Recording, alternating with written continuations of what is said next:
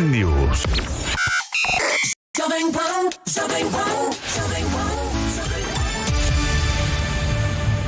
7h23, voltamos. Muito bem, voltamos com o nosso Jornal da Manhã, edição Cuiabá. E hoje estamos recebendo em nossos estúdios deputado federal, presidente União Brasil de Mato Grosso, Fábio Garcia. Bom dia, Fábio. Prazer em tê-lo aqui. A última vez que nos visitou estava em campanha. Bom dia. Bom dia, Parabéns, Paulo. Obrigado. Bom dia, Paulo. Bom dia, Vinícius. Bom dia a todos que nos escutam, nos assistem na Jovem Pan FM aqui. Muito obrigado pelo convite. É um prazer estar voltando aqui com vocês depois da última vez que estive aqui, que efetivamente estava em pré-campanha ainda. Eu acho que a última vez que eu estive aqui eu estava no Senado ainda, talvez, substituindo o Jaime. Substituindo o Jaime, que eu fiquei lá por 4 meses. Então, quero agradecer a todos aqui pela oportunidade e também agradecer aos mato-grossenses pelos 98.704 votos que me deram a honra e a grande responsabilidade de ser deputado federal representando nosso estado de Mato Grosso no Congresso Nacional. Muito bem, antes da sua chegada, nós tivemos um papo aqui, eu e Vinícius, a respeito de tudo que tem ocorrido na política local, claro, e com a Prefeitura de Cuiabá no final do caminho.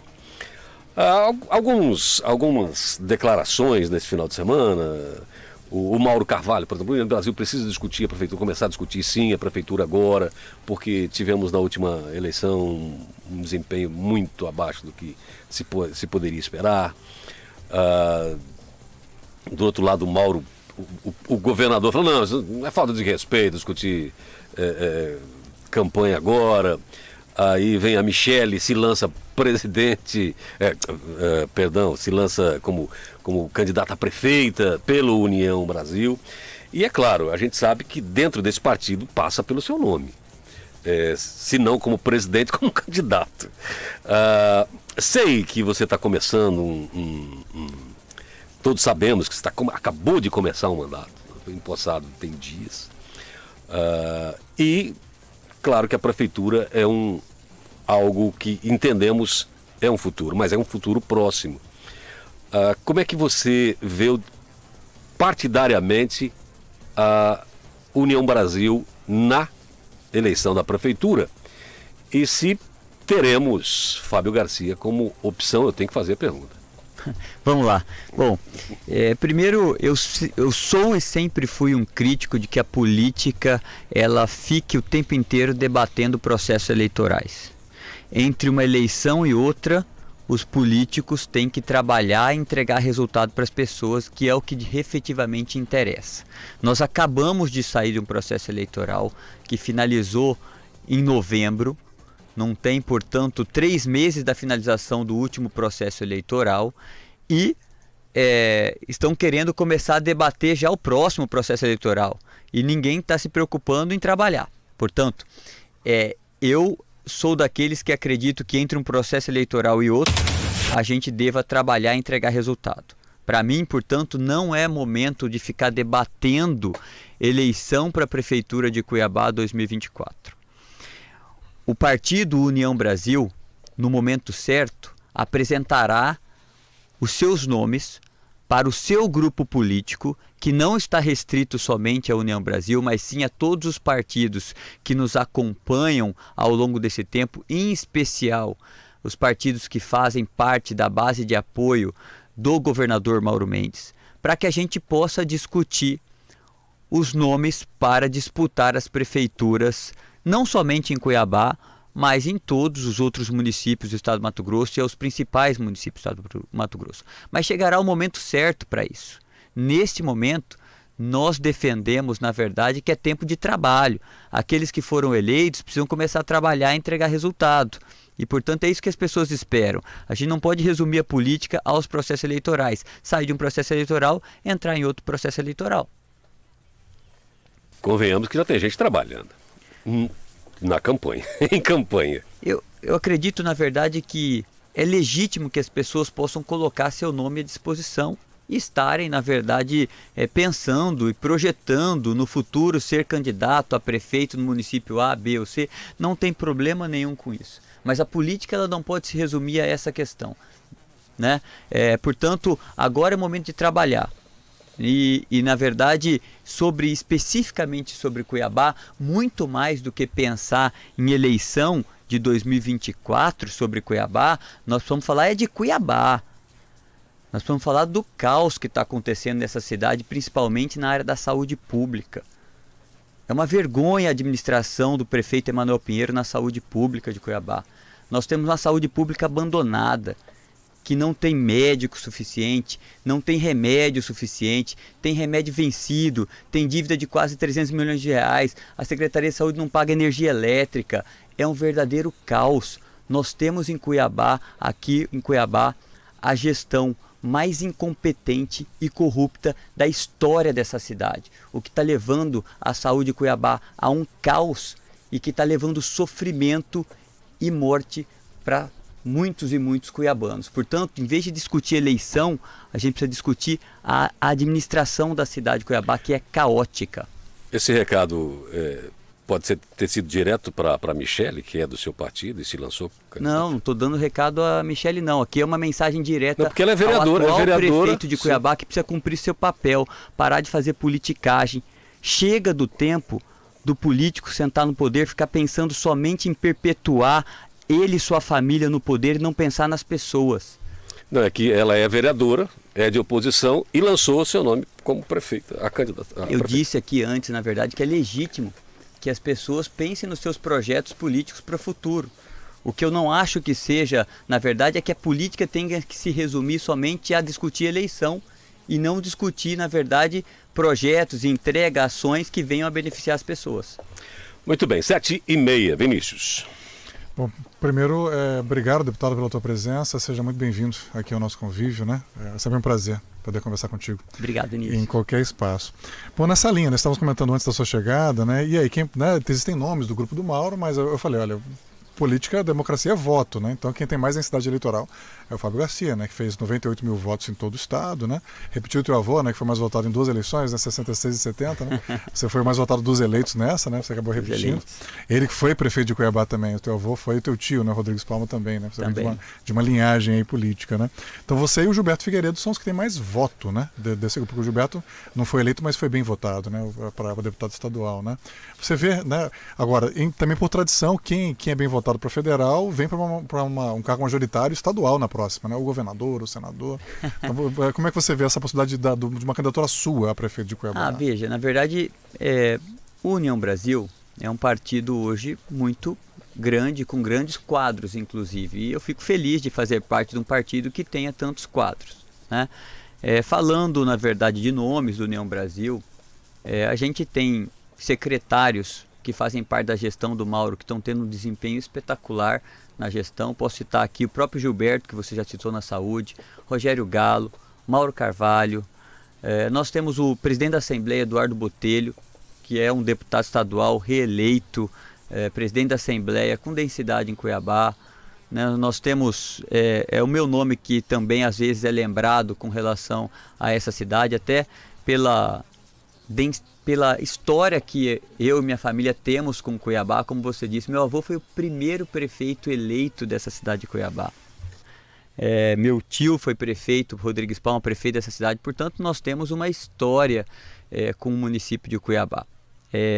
Mas não acredito de verdade, Vinícius, que esse seja o momento da gente colocar esses nomes à discussão. Nós temos a vereadora Michele, também, que é vereadora eleita, muito bem votada em Cuiabá, tem feito um grande mandato na sua gestão como vereador e, portanto, também é um grande nome do União Brasil, mas eu sinceramente não acho que seja o momento da gente discutir nome para a Prefeitura de Cuiabá. É o momento da gente discutir Cuiabá, a cidade, o que a gente precisa fazer, na verdade, para poder melhorar a gestão dessa cidade, que na minha sincera opinião é um caos.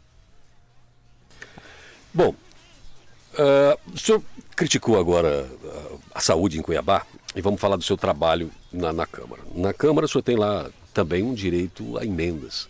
O senhor destinará para tentar resolver e ajudar o problema da saúde em Cuiabá, emendas ao município? Não tenha dúvida. Eu, quando fui deputado federal de 2015 a 2018, eu fui coordenador da bancada federal do Mato Grosso. Como coordenador da bancada, nós destinamos uma emenda de mais de 100 milhões de reais para poder equipar o novo hospital e pronto-socorro de Cuiabá, o HMC.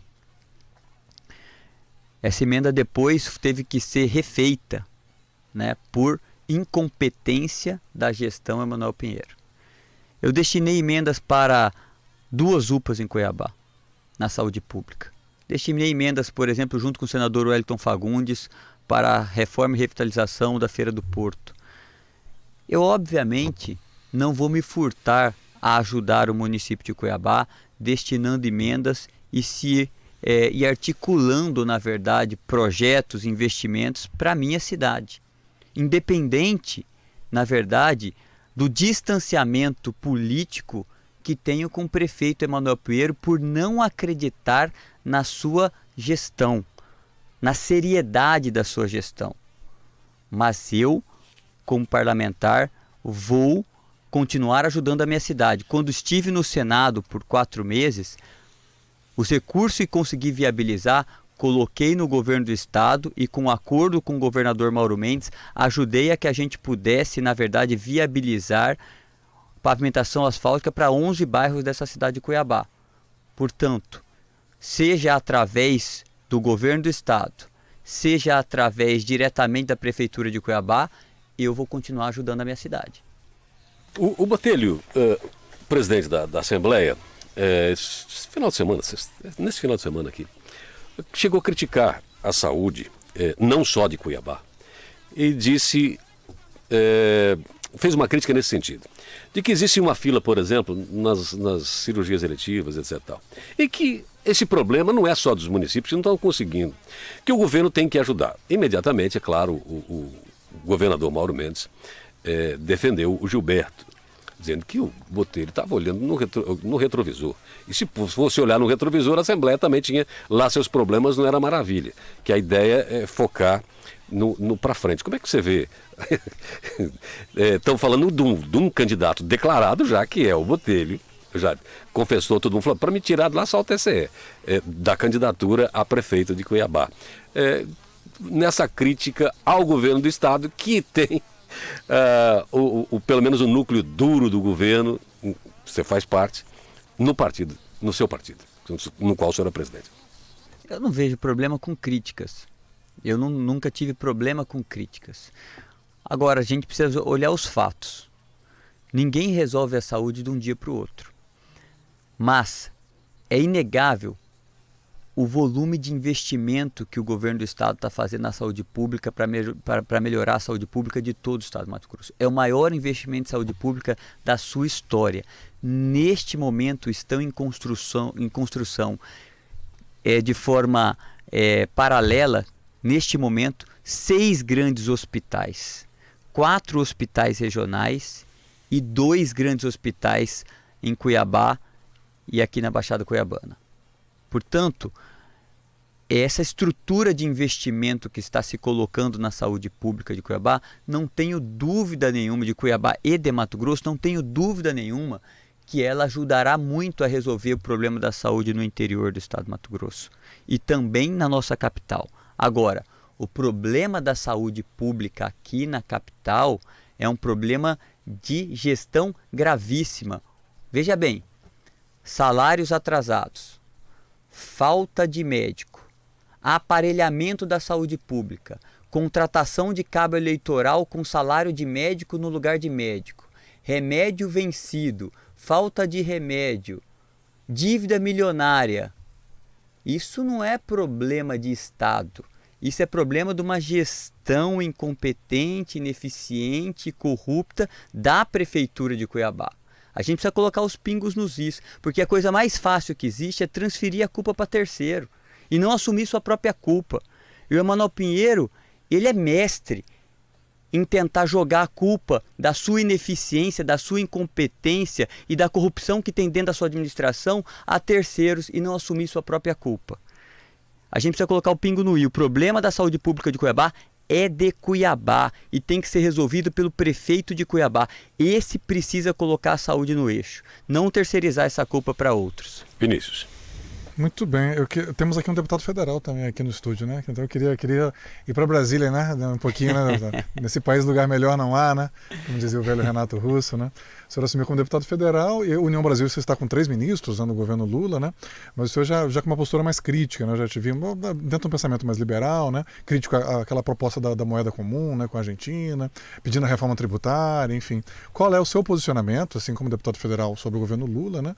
E essa participação da União Brasil, como é que você vê no Ministério? Bom, meu posicionamento sempre foi claro, desde o processo eleitoral, depois do resultado da eleição, meu posicionamento sempre foi claro. Inclusive, Vinícius, você se lembra muito bem, eu fui praticamente expulso, na verdade, né, de um partido mais de esquerda, que era o PSB, por diferenças ideológicas de como eu penso esse país.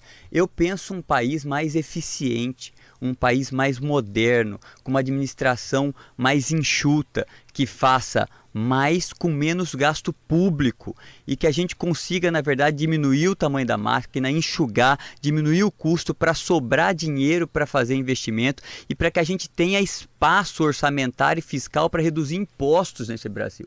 É esse país que eu acredito.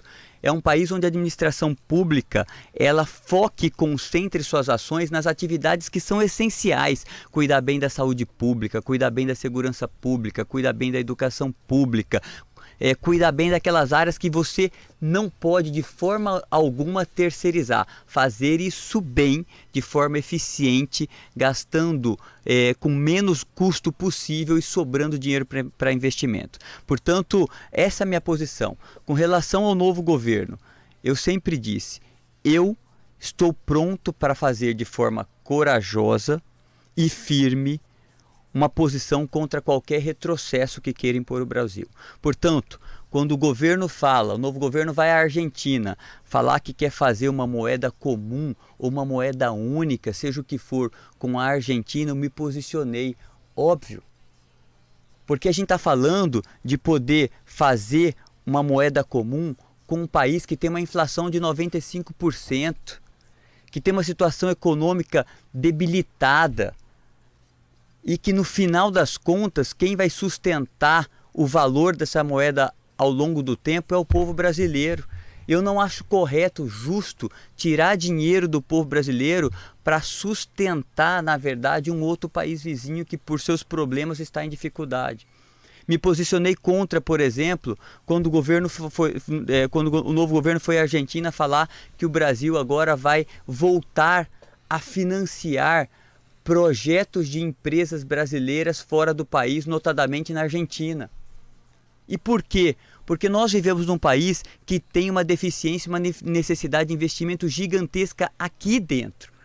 Nós não temos estrada suficiente, nós não temos porto suficiente, nós não temos hidrovia suficiente, nós não temos pavimentação asfáltica suficiente, nós não temos saneamento básico suficiente, nós não temos estrutura de saúde suficiente para atender o povo brasileiro.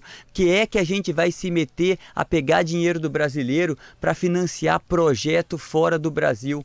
É óbvio, se a gente quer, na verdade, que fomente, na verdade, a economia, que empresas brasileiras possam fazer obra, tem um monte de obra a ser feita nesse país. E, obviamente, quando você chama uma empresa brasileira para fazer obra no Brasil, ela movimenta a economia brasileira muito mais do que a mesma empresa fazendo obra na Argentina. Porque para fazer obra na Argentina, ela vai terceirizar, ela vai contratar serviço na Argentina, vai contratar mão de obra na Argentina e vai trazer talvez a margem, o lucro para o Brasil, talvez. Quando você contrata uma empresa aqui no Brasil para fazer obra aqui no Brasil que a gente precisa, ela contrata brasileiro, ela contrata serviço brasileiro, ela movimenta a economia aqui no Brasil muito maior. Então não há justificativa nesse momento da gente tirar dinheiro do brasileiro para financiar projetos de infraestrutura fora do Brasil, vivendo num país com tanta necessidade de investimento. Portanto, me posicionei também contra. Agora, eu serei o deputado do quanto pior melhor? Jamais.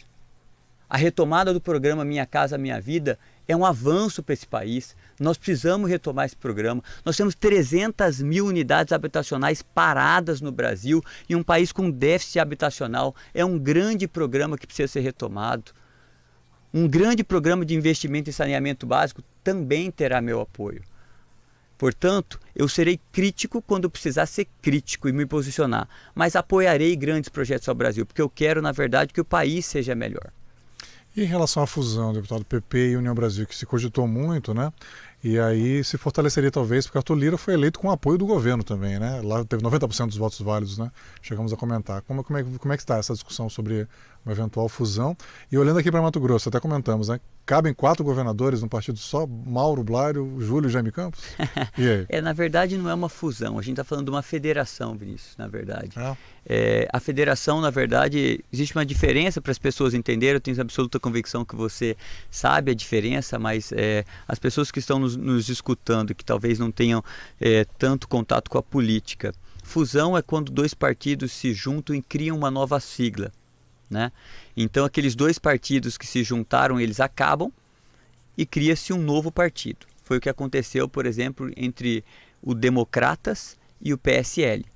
Eles se uniram, fizeram uma fusão, o Democratas acabou, o PSL acabou e surgiu um novo partido que se chama União Brasil. O União Brasil e o PP discutem hoje uma federação.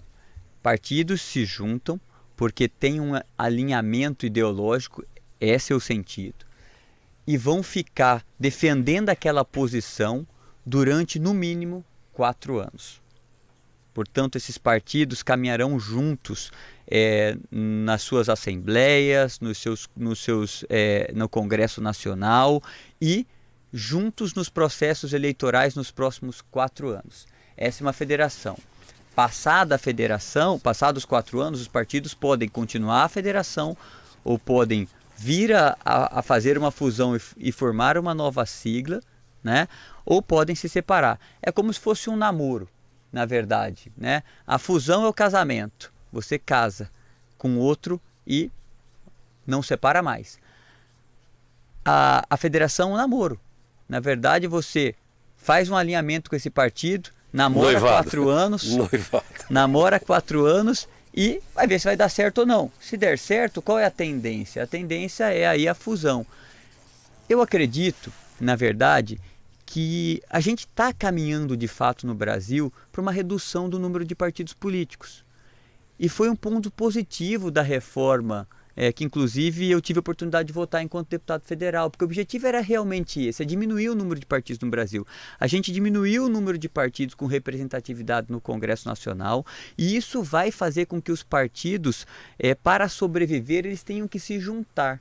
O que eu espero, na verdade, Vinícius, é que essas federações, fusões, essas junções, elas sejam calcadas em projetos para o país, em ideologia política, em projetos políticos, não em pragmatismo político, o que é diferente. Portanto, que partidos que pensem projetos similares para esse país possam se juntar para fortalecer. Com isso, a gente diminui o número de partidos e a gente perpetua visões para esse país que eu acredito que tem que ser efetivamente maiores que partidos políticos. Portanto, eu espero que essas federações, essas visões, elas tenham no fundo um grande projeto para esse país e que a gente possa ter países que representam bem a direita, partidos que representem bem a direita, partidos que representem bem a esquerda, partidos que representem o centro, direita e esquerda, mas que de fato essas uniões tenham no fundo projetos para esse país que eles sejam representados pelas suas exposições. Só para lembrar que seria uma volta do filho pródigo, né? Porque lá atrás, em 85, o PFL saiu do então PDS, né? O PFL hoje é a União Brasil, o PDS hoje é o PP, né? Então seria uma volta do filho para casa, né? se vier acontecer essa fusão. Né? Exatamente. 7h47. Deputado, o presidente Lula tem um perfil gastador, sempre foi gastador. E parece que não mudou nada nesse período. E nós temos realmente a necessidade de fazer economia, até porque não vivemos o melhor momento financeiro desse país. Mas olhando para o legislativo, nós também temos lá os aumentos de salário, que são todo começo de mandato tem. o fundo partidário, financiamento de campanha, tudo isso devidamente guardado. Como é que fica essa questão de se exigir economia de um lado sem mexer no que nós outros acá já temos? Veja, eu quando fui, você dá um exemplo prático. Eu quando fui senador da República por 4 meses, substituindo o Jaime, quando você chega no Senado, por exemplo, você tem direito a um auxílio mudança, que é um salário integral de um senador, né? Auxílio mudança para começar o mandato e auxílio mudança no fim do mandato. Seriam mais ou menos 32 mil cada auxílio mudança desse. O que eu fiz? Simplesmente abri mão. Eu não estava mudando para Brasília. Eu ia passar 4 meses como senador da República, pegando o voo, indo na terça, voltando na quinta. Eu poderia ter pego esse dinheiro porque não é fiscalizado.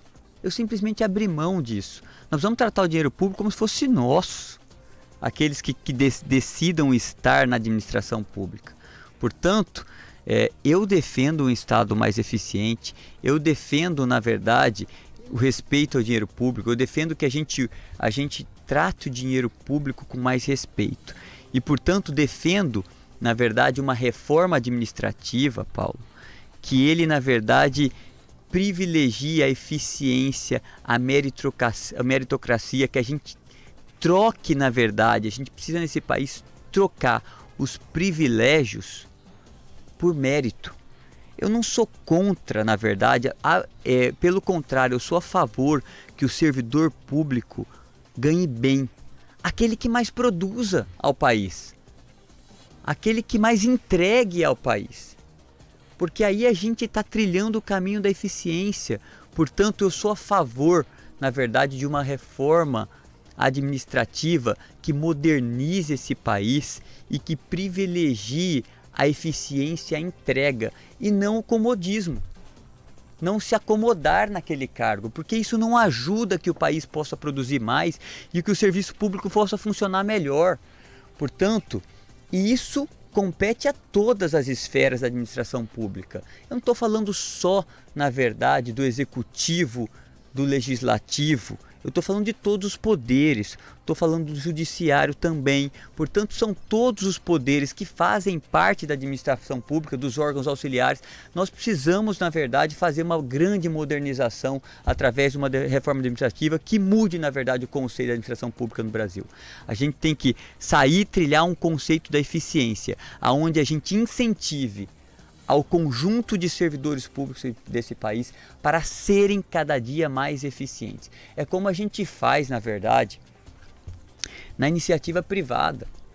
É muito comum na iniciativa privada a gente primar por uma redução de despesas desnecessárias, buscar sempre a eficiência e garantir, na verdade, a meritocracia, o incentivo para que os seus colaboradores sejam cada dia mais eficientes, que eles possam produzir mais e entregar mais.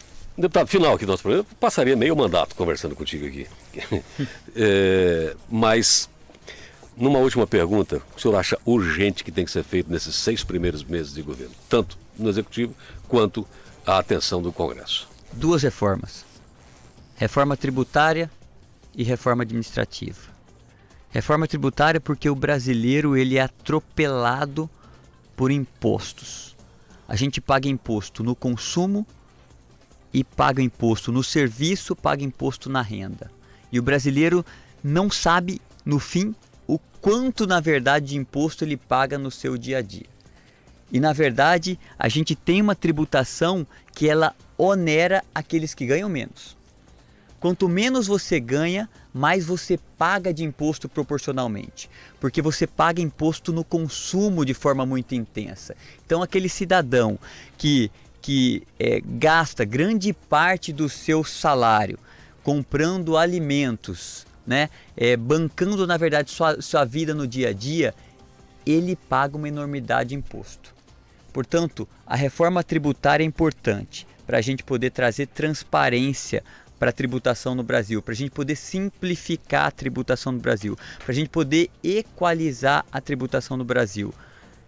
E a reforma administrativa, que é para a gente poder enxugar de forma mais eficiente esse país. 2 em 6 meses, deputado. São as duas mais importantes. Elas servem não para Chance de 6 sair. meses. Elas precisam começar a tramitar. Porque, na verdade, Paulo, há muito tempo a gente fala de reforma administrativa e reforma tributária. As duas esse ano, sai. Não saem esse ano. Não acredito que saiam nenhuma das duas aprovadas esse ano. Porque eu sei da complexidade que é fazer uma reforma tributária ou uma reforma administrativa nesse país. Porque você acaba mexendo com vários setores e com várias esferas da administração pública. Ao fazer uma reforma tributária, por exemplo, você vai acabar mexendo com todo o setor produtivo, com todo o cidadão, e você vai acabar mexendo com a União, com os estados e com os municípios. Equalizar tudo isso, tentar buscar uma reforma que você tenha menos resistência e, portanto, com chance de aprovar, é um grande desafio. Agora, elas precisam começar a tramitar de forma urgente, porque eu sei que a discussão será ampla e intensa. Agora, são necessárias para o futuro desse país. Portanto, acredito que se a gente pudesse priorizar, neste momento, 2 projetos para iniciar a tramitação no Congresso Nacional, seriam reforma tributária e reforma administrativa. 7h54, quero agradecer a presença, o papo, o tempo que disponibilizou para a gente. Obrigado, Fábio Garcia. Obrigado, Paulo. Obrigado, Vinícius. E muito, muito obrigado mais uma vez a todos que nos escutam, nos assistem, e a todos os mato-grossenses que mais uma vez me deram essa honrosa oportunidade de ser deputado federal. Espero trabalhar muito e retribuir, não apenas com agradecimento, mas retribuir com muito trabalho e resultado para o nosso Mato Grosso os votos de confiança que recebi nas eleições do ano passado.